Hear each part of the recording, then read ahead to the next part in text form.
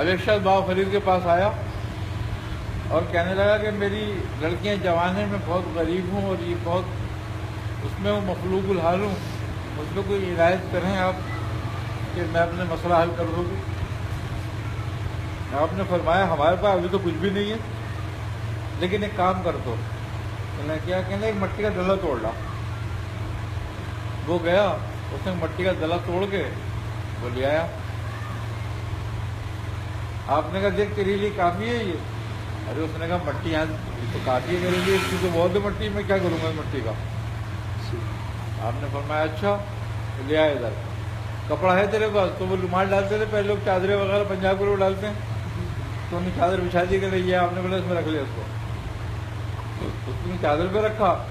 آپ نے سورہ اخلاص پڑھی 3 دفعہ اور تو دم کر دیا، اور اس کا باندھ لے، اس کو لپیٹ لیا، گھر جا کے کھولیو اپنے جاؤ۔ اب وہ نے اٹھایا، رکھا کندھے پر، چل دیا۔ وہ برا بھلا کہتا آیا کہ نے بتاؤ اتنی دور گیا بھی اور مٹی کا ڈلا سنبھال لیا۔ اب جب وہ گھر پہنچا اپنے، اس کی بیوی کہنے لگی کیا ہو گیا؟ ارے کہنے لگی کیا ہو گیا؟ کھانا کھائی اتنی دور گیا، انہوں نے مٹی کا ڈلا مجھ سے توڑوایا، اس میں رفایا، میرے کو بھیج دیا۔ میں نے کہا دیکھ بابا فرید نے اگر ایسا کرا ہے تو اس کو کھول کر دیکھ کیا ہے اس میں، مجھے مٹی کیوں دینے لگے؟ ارے اس نے کہا میں نے خود رکھا تھا اس میں، یہ کہہ کے اس نے اس کو اپنے کپڑے کو ایسے کر کے جھاڑ دیا، تو جب نیچے گرا تو سونے کا ڈالا تھا۔ سبحان اللہ۔ اب اس کی بیوی دیکھنے لگی، کہنے لگی یہ مٹی ہے؟ اس نے دیکھا، اس نے کہا ارے کرنے لگے لے بھائی، میری بھی کیا عقل ہے، میں تھوڑا سا میں نے تو اللہ اکبر، وہی بنی آدم والی بات۔ ہاں، تو وہ کہنے لگی کم بخت تو ذرا زیادہ ہی توڑ لے گا۔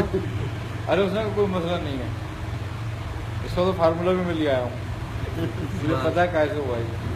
میں نے کیسے ہوا؟ انہوں نے کہا تو مٹی لے کر آ۔ وہ چولہے بنانے کے لیے پہلے مٹیاں رکھتے تھے گھر میں لوگ، ساتھ میں جتنے کے لیے، وہ کہنے لگی یہ رہی مٹی، اور یہ مٹی پر بیٹھے گا، سورہ اخلاص پر پڑھ کے دم کرنے لگا، اور پھر کپڑے میں لپیٹ کے رات کو رکھ دی کہ صبح دیکھیں گے صبح تو مٹی تھی۔ وہ کہنے لگے یہ کیا بات ہوئی؟ پڑھا تو یہی تھا انہوں نے میرے سامنے۔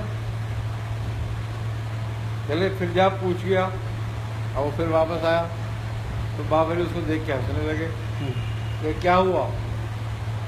اس نے کہا حضرت، انہوں نے کہا کلام وہی ہے جو تم نے پڑھا تھا، ہم نے وہی پڑھا تھا، لیکن تیرے منہ میں فرید کی زبان نہیں ہے۔ بات یہ کلام وہی ہوتا ہے لیکن زبان نہیں ہوتی، کیونکہ زبان اذن سے حاصل ہوتی ہے،